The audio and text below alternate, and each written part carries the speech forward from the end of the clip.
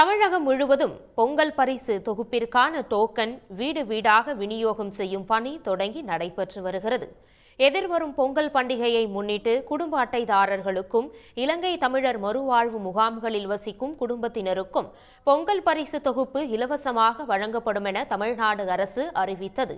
அதன்படி 2,21,00,000 பயனாளிகள் 1 கிலோ பச்சரிசி, 1 கிலோ சர்க்கரை, ஒரு முழு கரும்பு ஆகியவற்றை பெற உள்ளனர்.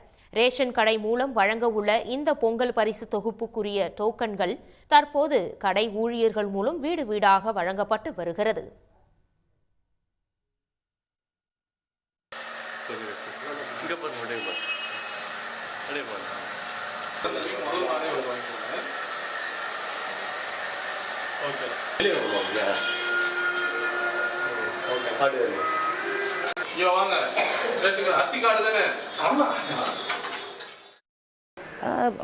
நல்லது தான். நம்ம பொங்கல் ரொம்ப முக்கியமான ஃபெஸ்டிவல் நம்ம தமிழர்களுக்கு.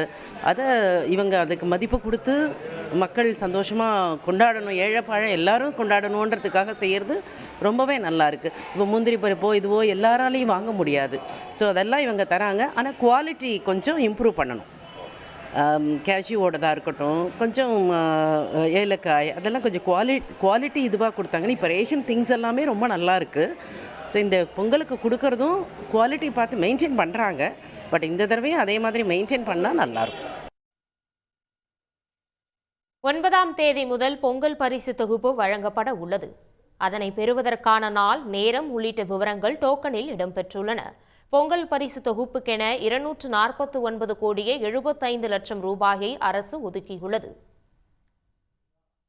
உடனுக்குடன் செய்திகளை தெரிந்து கொள்ள சன் நியூஸ் பெல் ஐகானை கிளிக் பண்ணுங்க.